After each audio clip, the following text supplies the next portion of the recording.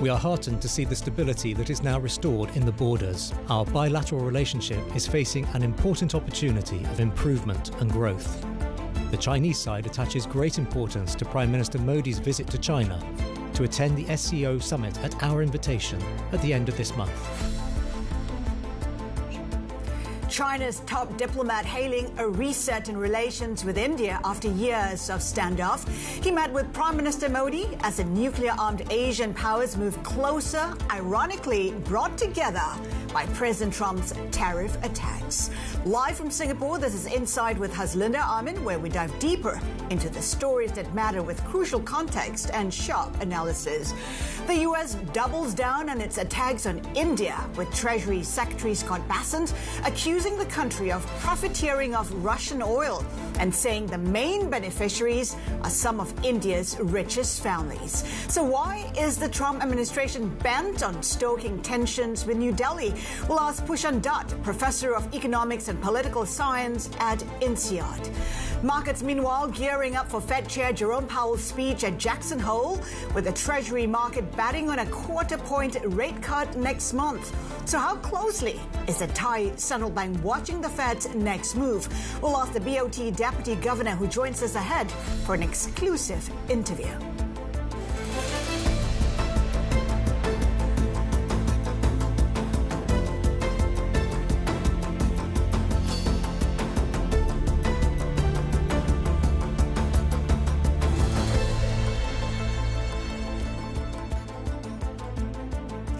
Asian tech stocks dragging the region lower today, tracking losses in U.S. tech giants as investors pare back positions on fears the rally has gone too far, too fast. Nasdaq futures extending losses after the index posted its second worst decline since April's tariff shock. Traders are rotating into U.S. Treasuries, halting a three-day slide. Investors are betting on a rate cut as soon as the next Fed meeting in September. While markets have digested mixed U.S. economic data from jobs to inflation in recent weeks, the stiffest test yet will be Fed Chair Jerome Powell's speech at Jackson Hole on Friday. For more insight on what to expect from the Fed's annual gathering in Wyoming, let's bring in Manna, Investment Director and Portfolio Manager for Fixed Income at Federated Hermes. It's a global investment manager with assets of around $846 billion as of June 30th. Karen, good to have you with us. If you take a look at markets, pretty much, it's a done deal. The Fed is cutting in September. But when you take a look at the data, it's not so definitive, is it? It isn't. And thank you for having me on with you to discuss these issues. It's never quite as clear-cut as the headlines would like. It's never quite as catchy. And unfortunately, sometimes with fixed income and the Fed, it tends to be a longer story. So yes, the markets would like to have it done and dusted that the Fed is going to ease by at least 25 basis points at their upcoming meeting in September. But with more data to come before that meeting, I think the Fed faces a dilemma, and we could be in a situation to be somewhat disappointed to that end from the Fed chair's remarks on Friday morning. The thing is, the Fed also faces a lot of pressure. We heard from Trump just recently. Every sign, he says, is pointing to a major rate cut. I mean, you got to imagine that perhaps, investors are not wrong in thinking that they might just get a dovish tone from Powell. That is one perspective, and definitely could be problematic if we were to get an exceptionally dovish tone from Powell. At the crux of what is going on here speaks to the Fed's independence. And the Fed's independence is absolutely critical to the smooth functioning of U.S. Treasury markets and to the overall construct of our country and how our democracy works. If the markets begin to even sniff out a sign that the Fed is not independent, that could spell trouble for the longer end of the yield curve, because where the Fed's influence ends would be with the very front end of the curve, and the long end of the curve would definitely push higher, which I think is the opposite of what the administration would like to have happen. Karen, markets pricing in 25 basis points, 80% priced in for September. The question is not whether it cuts in September, it's what happens after that. Isn't that true? It is true. I think that we're exceptionally focused on will they or won't they in September. Is that when it starts? But to me, as a fixed income investor, it's really how far do they go? And all signs right now are pointing to a fairly shallow easing cycle. If we get 2 cuts this year, perhaps another 2 to 3 next year, and that's again as the conditions hold, this is still a fairly robust economy. What we are all looking for are the subtle signs and signals that we could have a slight slowdown upon us. So this is not good, bad, black, white, start, stop. This is the beginning of a fade into a slower environment. But if the Fed only eases by another, say, 4 to 6 to be generous over the next 18 to 24 months, that would put their rate 150 basis points lower. And what does that mean for the 10-year bond? Unfortunately, probably not too much room. We probably hold here in that range on the 10-year. And the 10-year is very important, as that is the rate that our typical 30-year fixed rate mortgage is benchmark off of, and also the rate that most corporations that are investment grade rated use as their benchmark rate as well. Karen, usually when Scott Bessent speaks, the market does listen. And Bessent has talked about how, rates are more than 1 percentage points above what models are suggesting. Is he right?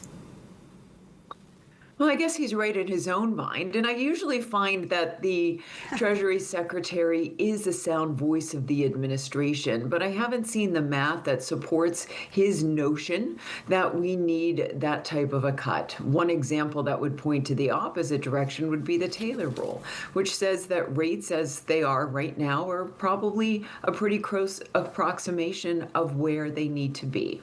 Now, the Fed has told us in their prior commentaries and in their independent speeches that they consider themselves to be restrictive. So if we take them at their word, it seems that they do want to ease somewhat.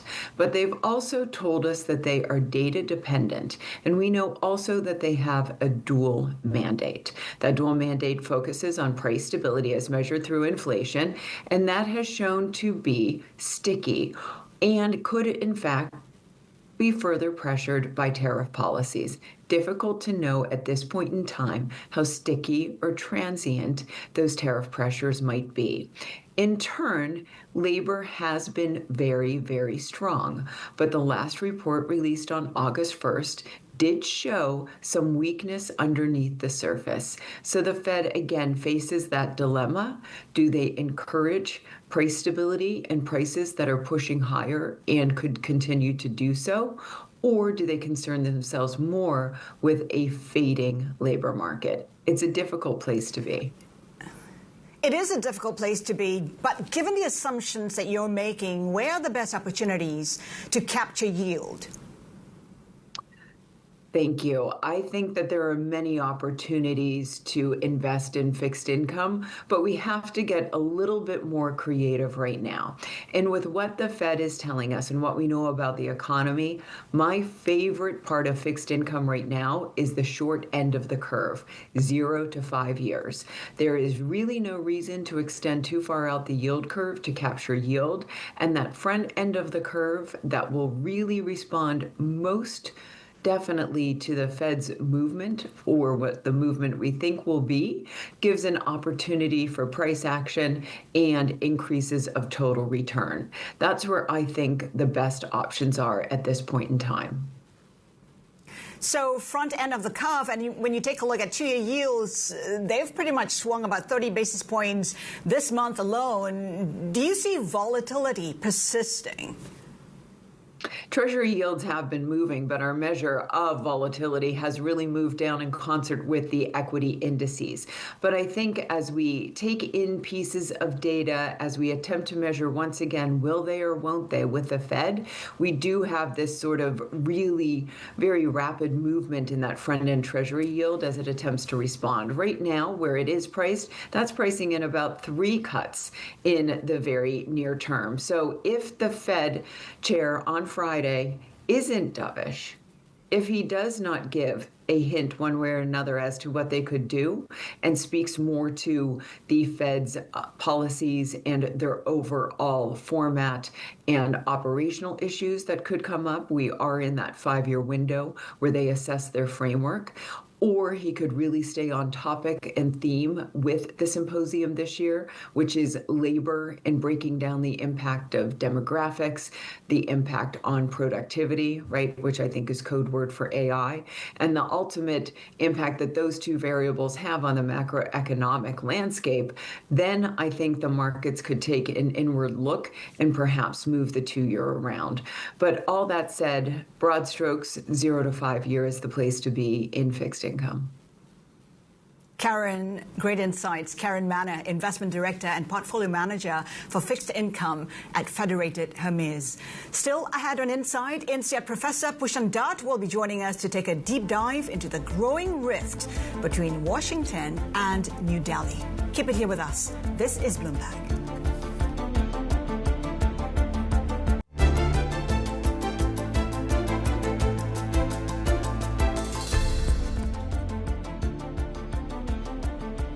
Welcome back. You're watching INSIDE.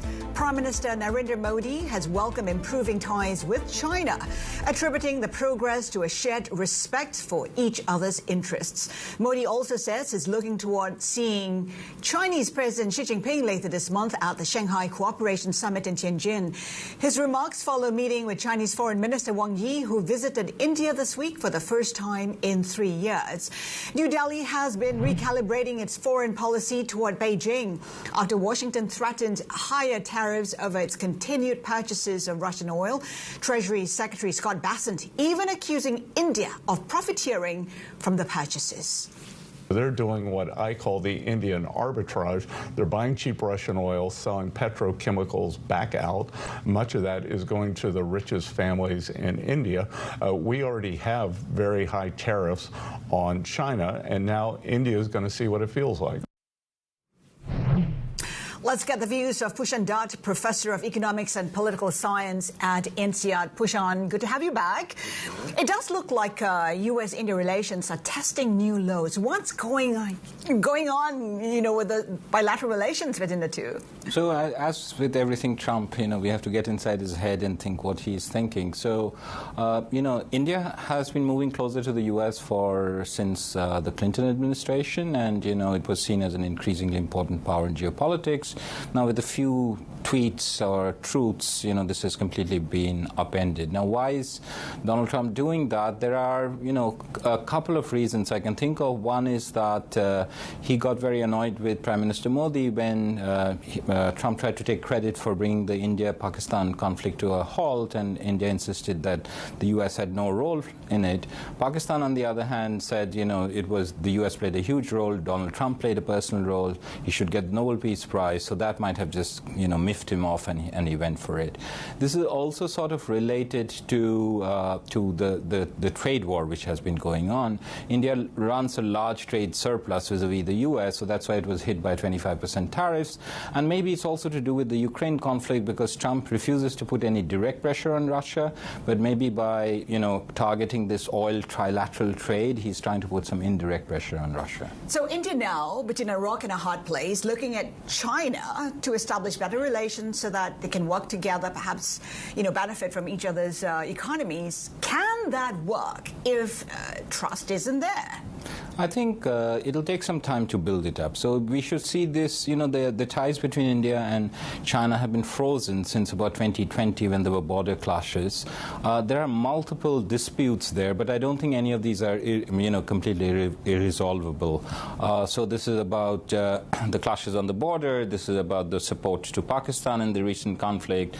This is about China also not being happy with the China +1 strategy, where all the multinationals set up production, take it away from China and put it to India. But these are not irreconcilable differences because, firstly, geography does matter. The huge Himalayas between them makes conflict actually very, very difficult for both of them and very difficult to sustain.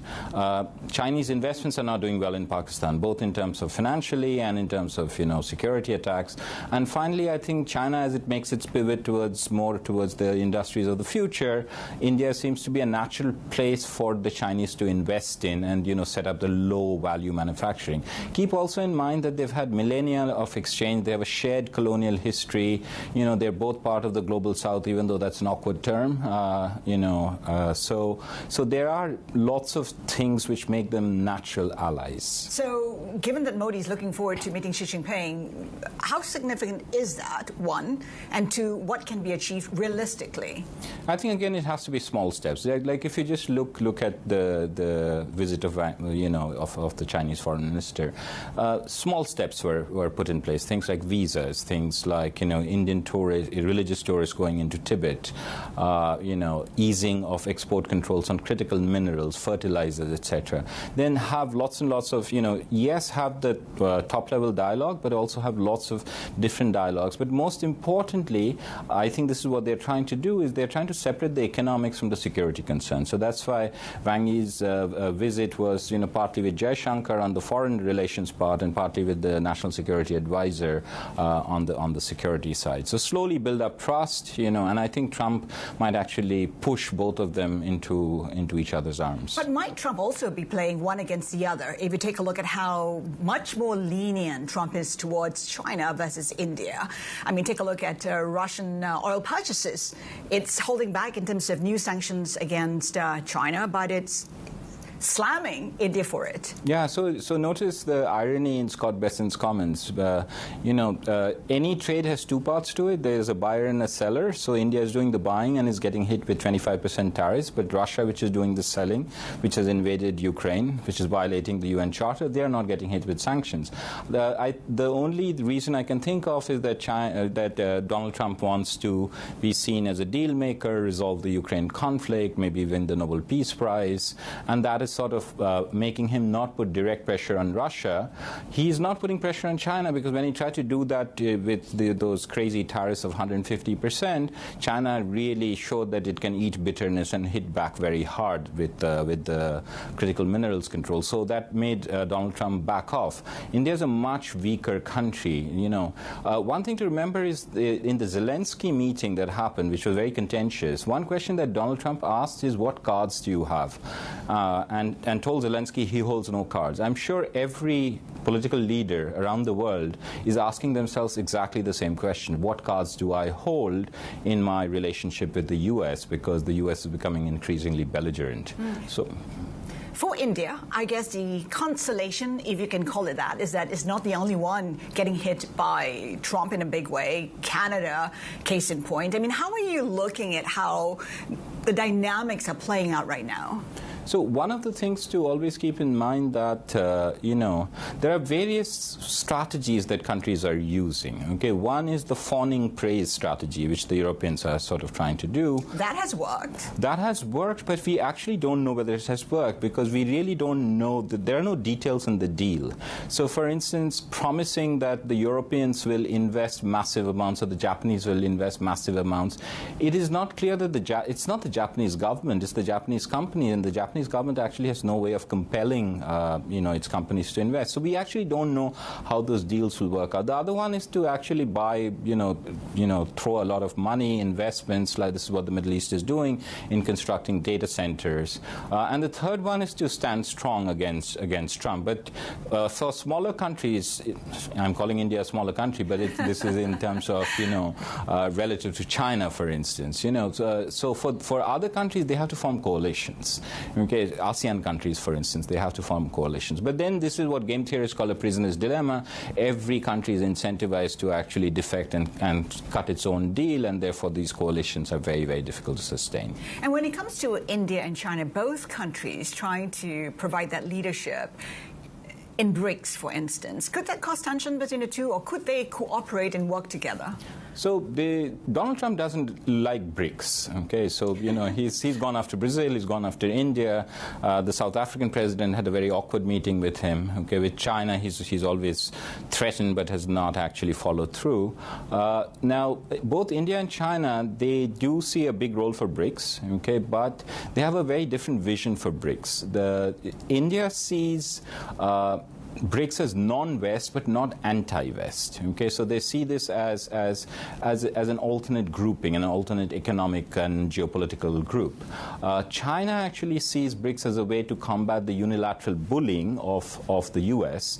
and opposing the U.S. hegemony or the unipolar global order. So they have different visions of it. India does not want it to become like an anti-U.S. coalition, and I think that's where all the tension between India and China arises in BRICS. Okay, we've talked about how Trump is upending the global order, and we have the BRICS nations asking for a greater voice in global politics and decisions. Would that happen? Not in the short run, because, again... I guess, is this an opportunity for them to play a bigger role? I think there is an opportunity for them to actually have closer ties. Many of the groupings, whether it is BRICS, whether it is ASEAN, they tend to be more aspirational than real. It would require much closer cooperation within all of these regional groupings. It also, I think, in the long term, the fundamentals don't change. You still have to focus on economics. You have to make sure that your country grows. That's how you get cards, in a sense. Okay, you have to now be in terms of defense more self-reliant, because you cannot rely on the U.S. Security protection or the Russian security protection. So therefore all countries have to have this delicate balancing act of being self-sufficient on certain dimensions but also closely cooperating in other dimensions. So new alliances like China and India, can that withstand the test of time? Do you see that persisting, past Trump's administration? Yes. So I think one mistake that political leaders should not make is that they should not think of Trump as an aberration. Perhaps Biden 2020 was the aberration, and that there is something which has fundamentally shifted in the U.S. So the U.S. has become a lot more inward-looking, also a lot more belligerent, a lot more transactional. So if we think of that is the world that's going to persist, all of these countries actually have to make significant shifts in their diplomatic outlook, in their economic ties, in their people-to-people exchanges, etc. All right, Pushan, hang tight. Pushan Dutt of INSEAD is sticking around. Let's do a check on how some of the participants in the markets are doing. China earnings, we're looking at Xiaomi currently down by 0.2%. Strong SUV demand boosting sales 31% in the quarter. The first to sell EVs in Europe by 2027, not providing relief there. XPeng's 3Q forecast for sales vehicle delivering a miss estimates. XPeng currently up by almost 5%, along with Pop Mart. Of course, this is a story that we've been following, sales jumping on that Labubu craze. Still to come, a closer look at the growing rivalry between the U.S. and China for global dominance over AI technology. Keep it here with us. This is Bloomberg.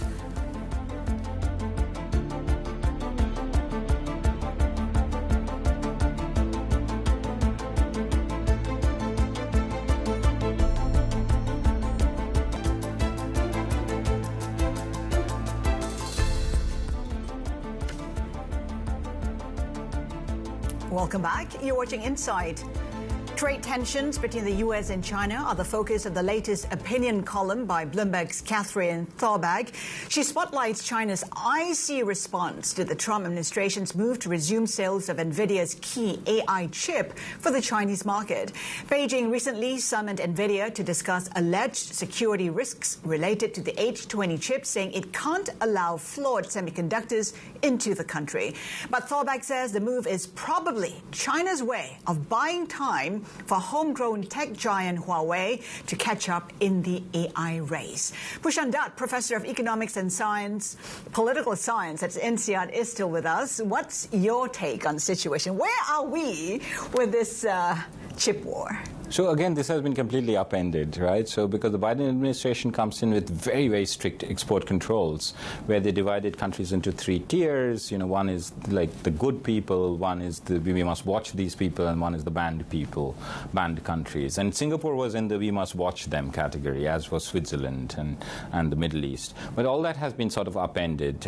They had put restrictions on the Nvidia chips, and Nvidia designs the H20, and Nvidia, the way it designs it, it goes right up to, you know, the technological limits which are sort of set. So they're still pretty good chips. You know, if you look at Alibaba would rather buy Nvidia chips than Huawei's chips. So I think this is more like a bargaining ploy by the Chinese government to maybe get a better deal from Nvidia, or to you know, have Nvidia really prove that there are no, you know, kill switches or ways or location detectors or things like that in the chips. But the chip war again sort of is being changed as we sort of speak. And of course, we had Bessent coming out to say that it is a chess game, 3D chess. He says, who's winning right now? So chess is usually 3D anyway, so I think and since it moves in time, it's actually 4D. You should say 5D if you want to be clever. Right now, I think so. One main thing to understand is that the Chinese and the Americans have a very different concept of AI. Okay, the Americans are in a race towards better and better models, a race towards AGI, or, you know, artificial super intelligence. In China, the G does not stand for general intelligence. It actually stands for artificial general purpose intelligence. So what they want is AI applications and AI to actually diffuse into the economy, and that sort of makes sense, because if you look at these other huge technologies which come along, whoever is better at the diffusion game tends to actually dominate not just that technology, but also becomes a global hegemon. It is interesting what Trump said when he allowed Nvidia to sell the H20 chips to China. He said that it is good that China is building its AI system using U.S. technology. How are you reading into that? So it's impressive that he actually gave he seemed to know a lot about the chip industry, and that, you know, was a positive surprise for me. But, you know, and this is something NVIDIA's CEO, Jensen Huang, has also been pushing, that it should be American technology. I'm really not sure what that means, okay? So the way many of these technologies lock in, if I think of the Windows operating system, is due to network effects. Everyone uses it because everyone else uses it. I don't see a huge network effect except for a software which NVIDIA runs, which is actually very good, called CUDA, which might create a network effect because all the developers, you know, write the applications in that, and therefore that sort of tends to get locked in. So I do see that, but AMD, Huawei, you know, recently introduced a new operating system, and as long as the switching costs are low, and therefore the prices of Huawei chips are also low, I would say that the developers would switch. And China is a large enough market to actually force that switch. Just stop using NVIDIA, switch to Huawei. Everyone learns Huawei-specific coding skills, etc., and Huawei chips then start taking off. Isn't it true as well that eventually China will be able to produce its own AI chips, right? I mean, it's just a matter of scale. How soon might that happen, and how would that perhaps, you know, change the narrative? So the best estimates is that you know, the Chinese are maybe 5 years behind. Okay, there are 3 big choke points in this semiconductor supply chain. Okay, so most of the design is done by NVIDIA. Okay, most of the machines that make the chips are made by ASML, and most of the manufacturing is done by TSMC in Taiwan. Right? Out of these 3, it's the technology that ASML has which is the hardest to replicate. Okay, because there's a lot of competition for NVIDIA chips. NVIDIA is still well ahead of the game, but eventually people will catch up to them. ASML is such a complex technology, which with its massive ecosystem, that's the technology which is going to be really hard to emulate. And I would expect that the Europeans would actually use ASML as a bargaining chip in their negotiations both with the US and with China. So that's, if I were China, I would pay attention to what SME is doing in terms of, you know, making the lithographic machines to, you know, catch up up to ASML. How about in terms of Asian economies? If all has been torn between the U.S. and China, I mean, most countries, especially, I guess, developing countries, would prefer to use what's cheaper. Yeah, so, when the price is low enough, that's how Huawei dominated all the 4G, 5G kind of markets, right? So, and for many of these countries, they don't have the sufficient scale or the investable resources or the talent, etc. So for them, the game has to be AI applications, and of course, they're going to use the ones which are most energy efficient, the chips which are the most powerful, and of course, the ones which are the cheapest, right? So it'll be a combination of power, which comes with high price, electricity, efficiency, etc., which will make them, choose between these two competing So what are the chips. long-term implications as countries choose the different types of, between the U.S. and China? How might this play out? So it depends on what the U.S. actually does. If the U.S. goes back to its export controls, like, does a complete ban of any Nvidia chips to China, of course, there will be leakage. It will push back the 5 years to maybe 7 years, okay? And the Chinese will eventually catch up because technology tends to leak. But what the U.S. can always do is it can put a lot of pressure, like it's doing on tariffs, not so much on China and the larger countries, but on the smaller countries in terms of actually using U.S. technology. We saw how fast all these countries folded, right, in terms of the tariff negotiations. Everyone lined up and were very happy that they got 30% instead of 40% tariffs. So if the U.S. starts pushing all of these countries, I think, again, they will sort of come into the U.S. ecosystem. Pushan, you teach the subject to your students. You advise companies on risks and uncertainty. Given a discussion today and in the area of AI, I mean, what are you telling them? What advice are you telling companies right now? So the first thing I tell them is that history really matters. That many of these things that we think are absolutely new, these are not new. These have happened before. You can think of fire as the first general purpose technology, okay? So, and there has been electricity, there has been the internet, etc., right? And there are lots of important lessons there, so I try to impart those lessons. I do make this distinction between risk and uncertainty, which is known unknowns versus unknown unknowns, and how, companies should, operate in a world with high levels of uncertainty. Unfortunately, the recommendations are not what they want to hear. Everyone wants to hear that the crisis is an opportunity, but sometimes the crisis is just a crisis, okay? And you have to think about survival. You have to sometimes think about not doing stuff so that you have more options as more information becomes available. You talk about how we can learn from history. What's happening now is not new, but unknown unknowns are getting greater on a more regular basis, and that is, I guess, the new norm. It is quite different from what you've seen before in history. Absolutely. So, so many of the things that we like, if you think of the global financial crisis as a very big shock, right? Yes, we've had recessions, we have financial crises.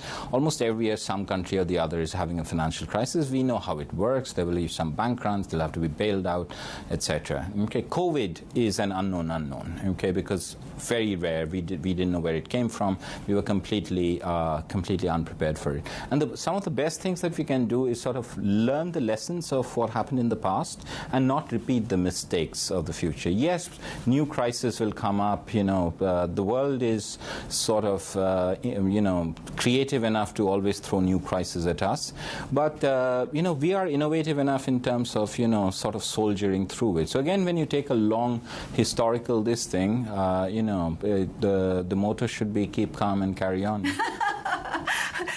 I'm just wondering whether inevitably companies, because of a lack of clarity, would hold off on investments, and that would necessarily mean a slower economy. Absolutely. In this year, we can already see the IMF rapidly lowering its growth rates, projections for this year, for next year.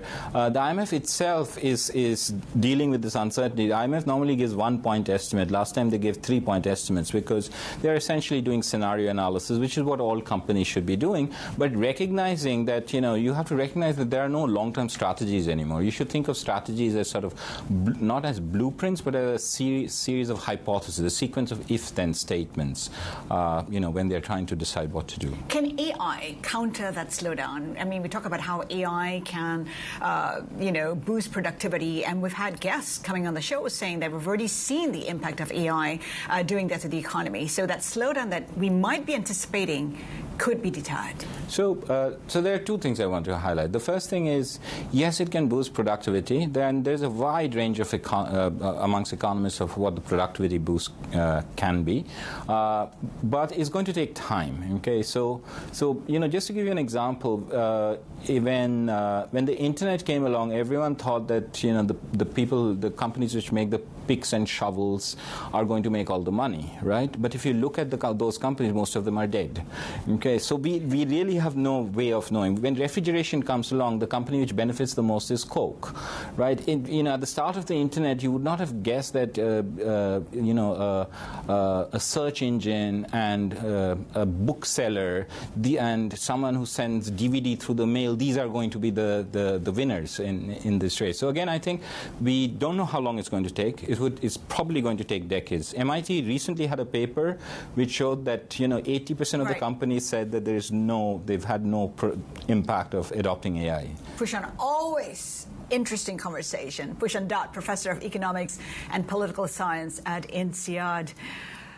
Well, here's a look at Indian markets just ahead of the open. It's looking like this. Of course, all eyes on that meeting potentially between Modi and Xi Jinping, where the Sensex index pretty flat. Coming up, we speak exclusively with Bank of Thailand Deputy Governor Piti Disyatat about the central bank's strategy to support the economy against mounting headwinds. Keep it here with us. This is Bloomberg.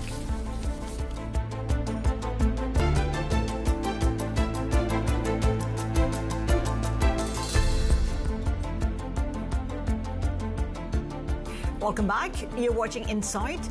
Bloomberg intelligence sees more room for easing in Thailand even after the country's milder than expected slowdown in the second quarter. Analysts believe Thailand's central bank could cut rates by 25 basis points in October due to a slump in tourism and the looming threat of U.S. tariffs. Recent data also show Thailand's industry sentiment index slumping to a 3-year low last month on concerns over the economic impact of its border conflict with Cambodia. Joining us exclusively to discuss Thailand's economic challenges and interest rate direction is Piti Disyatat, Deputy Governor of the Bank of Thailand. Governor, good to have you with us. First off, it was a unanimous decision when you cut rates a week ago. What was key in getting the ducks on, in line? What was key in getting that unanimous decision? So good morning, Haslinda. Thanks for having me again on the program. In reference to the latest MPC meeting, yes, there was a unanimous decision to ease by further 25 basis points. The main factor that we were looking at was the developments in financial conditions overall, and particularly for SMEs, they have been tightening a little bit. So we just wanted to make sure that our stance overall is accommodative during this period of transition with the global trade landscape. So that was the main factor. The second factor was actually, there was a lot more clarity, at least for now, on the trade front. And the timing for easing, given that clarity or less uncertainty, would transmit into more impact for the economy. So I think the timing was also more right, appropriate for the easing. So policy rate now stands at 1.5%. How much policy room do you have now to cut further? Expectations are that you would need to boost the economy. Yeah, not much. I think at first it's important to recognize, actually, since we've done inflation targeting, 25 years ago, the policy rate has been below 1.5% only 3 times. And 2 of them was the global financial crisis and in COVID. So 1.5 is quite a low rate for Thailand historically. And the second thing that is very important to note is that the slowdown in the economy, or the sluggish growth for the past few years, is due mainly to structural factors. So monetary policy can only do so much, and I think the MPC wanted to make sure that monetary policy is not a constraint on growth. And I think with the latest cut, we've become more confident on that front. But the heavy lifting will have to be done by more other structural factors to lift the growth potential. What might trigger another cut? I mean, if risks to GDP, financial stability were to appear, might that prompt you to cut further?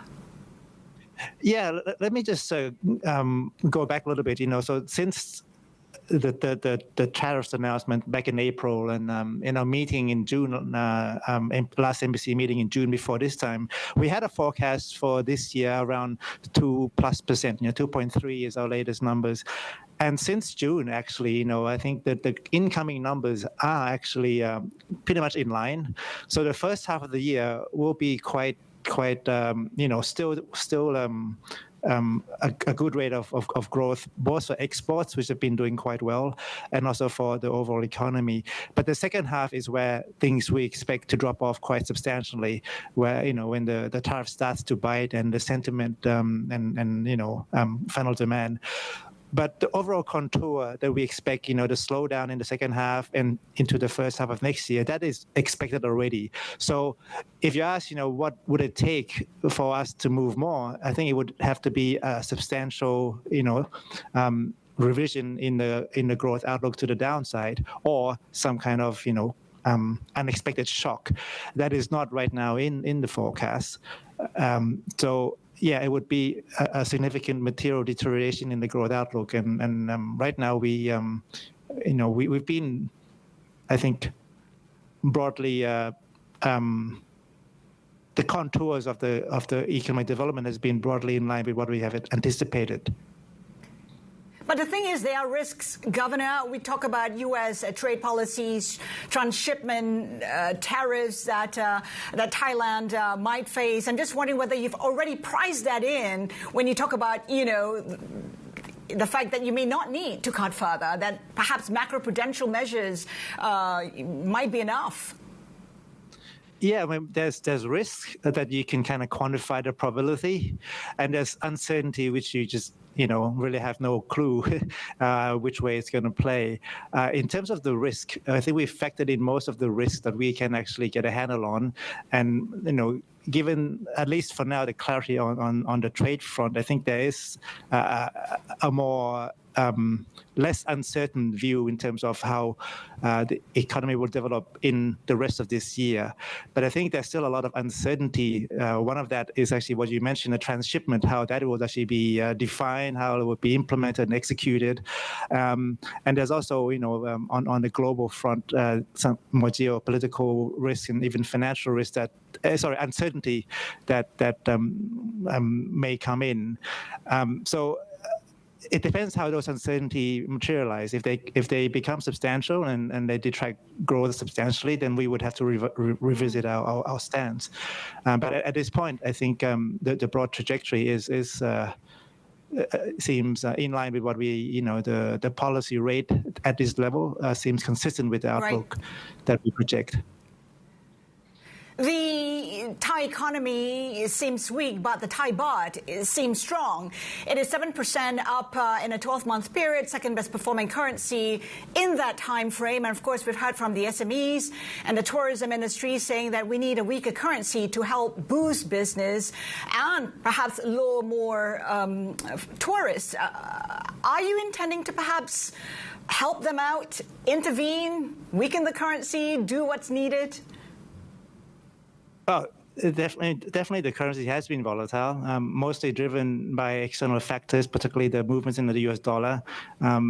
For us, we definitely do not intervene in the currency for a particular level, not to target any particular level. It's mostly to deal with excess volatility. In terms of the movements, actually, the currency goes up and it goes down. If just taking from year to date, against the dollar, we've appreciated by around 5%. That's roughly in the middle of the range of other Asian countries. Many other countries have appreciated more, including Singapore, Korea, Japan, and Taiwan, for example. If you look broadly as a basket, the effective exchange rate since the beginning of the year, it's roughly unchanged. But I do agree with you that, our fundamentals right now are not that strong. Our economy is growing below potential right now. So fundamentals would dictate a slightly weaker currency than you would think at this point. So we want to make sure that the exchange rate continues to act as a shock absorber, and we do go into the market to try to go against this more non-fundamental excessive volatility, but not for a particular level. So the MPC is looking at the currency movements, and the impact, especially on SMEs who do not hedge that much, is one factor that we follow. Governor, we know that Thailand is looking at relaxing rules on converting digital assets to baht, to help boost tourism. From a BOT perspective, how are you assessing that move? What complications might arise? Well, I think right now the first step is to go through a sandbox process, to actually explore, how this would work in controlled environment first, before completely rolling it out. In the broad scheme of things, this is just one way to convert digital asset into fiat currency and then use that to buy goods and services. Our main stance for the Bank of Thailand is to make sure that the digital assets are not used as a means of payment, but conversion of a digital asset or any other asset for that matter into means of payment is something that is normal in that sense. But we are very careful in terms of the digital assets for the anti-money laundering and all that fraud issues, because that is an area where there's a lot of issues with the digital asset space. Governor, just 20 seconds. At the upcoming meeting in October, you have a new governor, a new deputy governor, and a new member. Might that change the dynamics in terms of decision-making on monetary policy? I mean, our policy is dictated by what the economy needs. And as long as the economic developments, the broad contours that develop as we predict, I think that's the main factor that dictates the MPC's decision making. So I think the new members will have different maybe perspectives on the trade-offs at the margin. But I think the main issue is the broad contours of the economy, and that's what the MPC looks at. So you should expect continuity on that. We have to leave it there. Piti Disyatat, Deputy Governor of the Bank of Thailand. That is it for Insight. Horizons Middle East and Africa is next. Keep it here with us. This is Bloomberg.